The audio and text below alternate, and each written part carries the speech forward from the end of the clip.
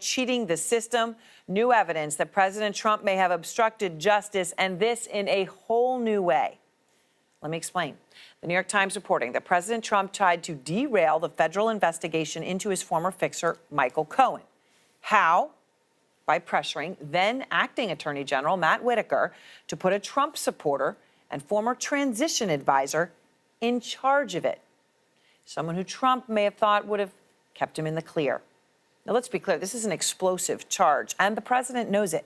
Tonight, moving quickly to deny the charge.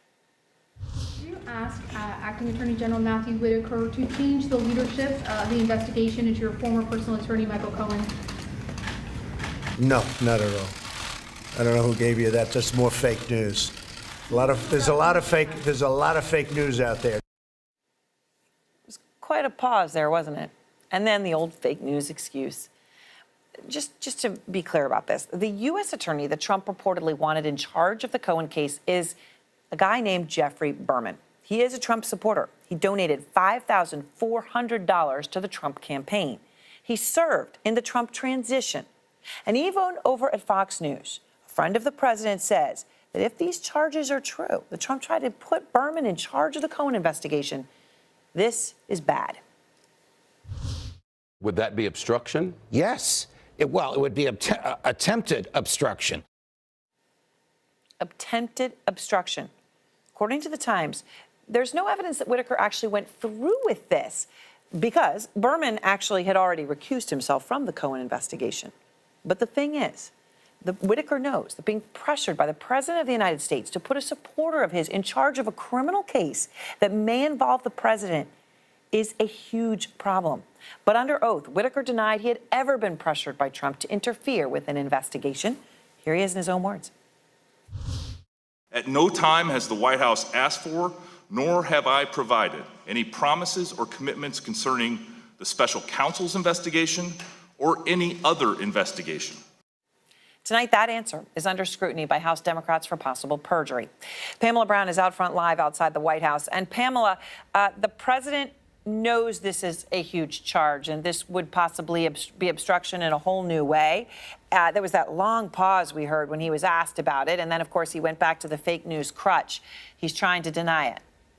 Yeah, that's right. You heard the question asked to him, and he, after he paused, denied that he ever made this ask of former AG Matt Whitaker to have the U.S. Attorney Jeffrey Berman unrecuse and oversee the Cohen probe. Now, this denial is in response to this New York Times reporting today that, in fact, he did make that ask because he viewed Berman as an ally. But sources tell me and my colleague Laura Jarrett that the president was upset about the Cohen probe, his former fixer, and how it implicated him in the payments to two women during the election, and that he did fume to Matt Whitaker about it over the phone. The president thought that Whitaker should do a better job controlling the investigators in the probe that Whitaker oversaw as acting attorney general. And if you read that Justice Department statement carefully, there isn't a denial that President Trump and Whitaker discussed the SDNY probe. And during recent congressional testimony, Whitaker would only say he wouldn't discuss conversations with the president when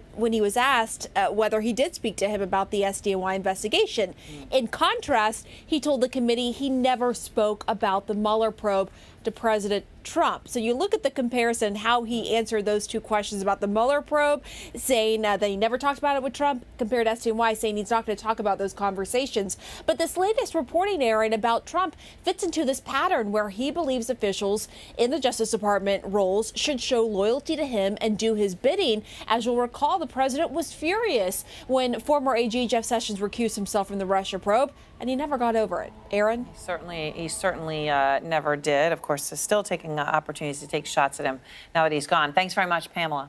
Yep. And up front now, I want to go to Jack Weiss, former federal prosecutor and former Democratic member of the Los Angeles City Council, Carrie Cordero, former counsel to the U.S. Assistant Attorney General for National Security, and David Gergen, former presidential advisor to 4 presidents. Jack, if the president pressured his attorney general at the time, Matt Whitaker, to put a Trump supporter, Trump donor, Trump transition advisor in charge of the Michael Cohen criminal case, is that obstruction of justice? It is. And I think it is because the stakes here, the criminal stakes for Trump, are much higher, arguably, than in the Mueller case.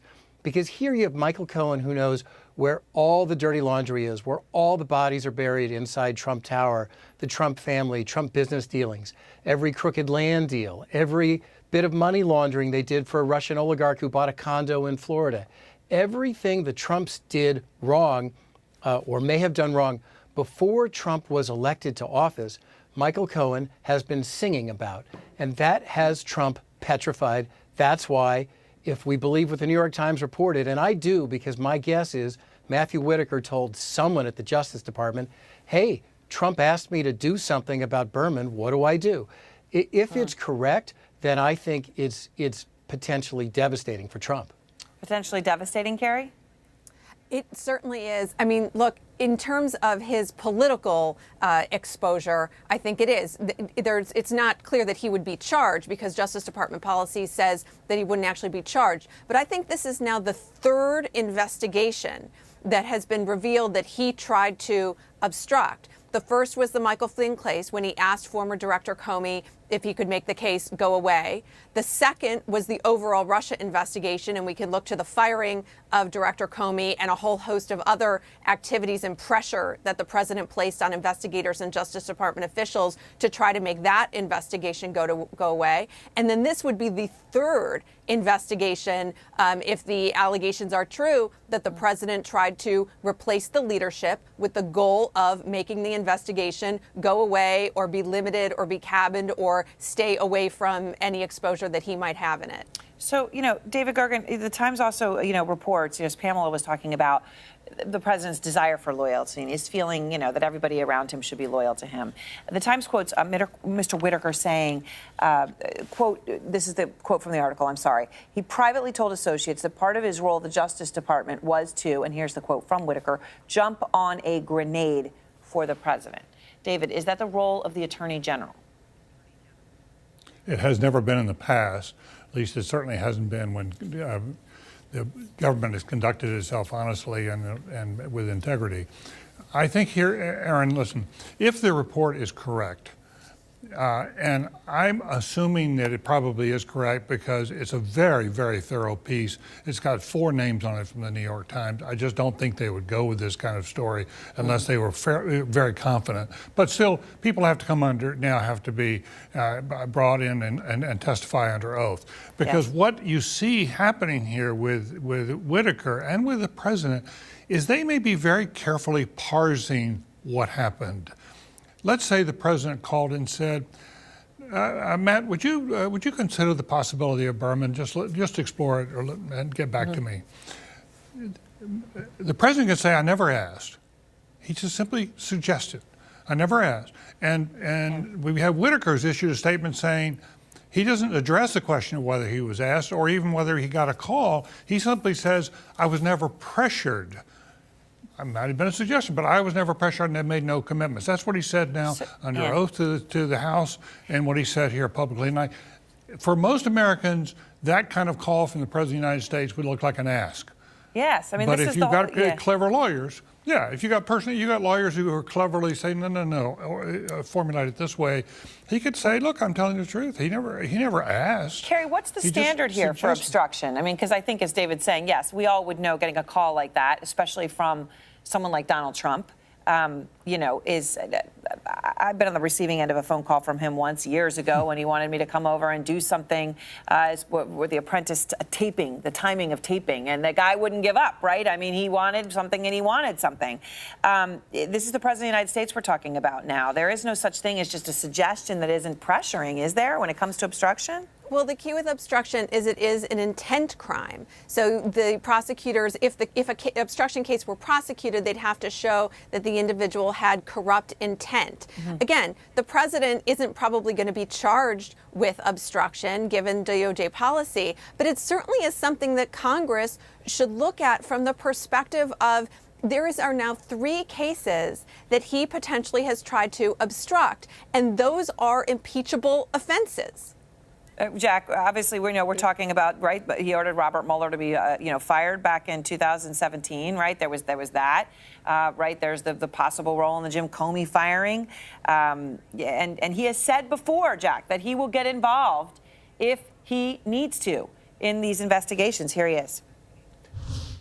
What's happening is a disgrace.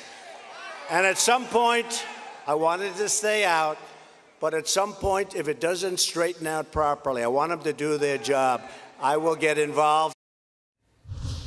Impeachable, Jack, what we're now seeing when you look at the pattern and this latest report?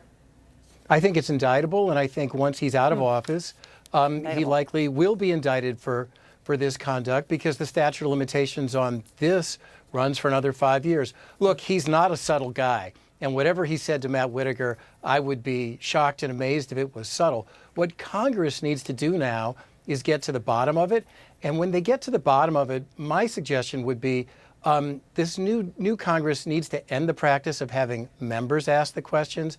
The Democratic Congress needs to hire professional prosecutors to put witnesses under oath and under professional examination so you won't end up with this sort of parsing defense that perhaps Matthew Whitaker has based on the clip you saw a few moments ago.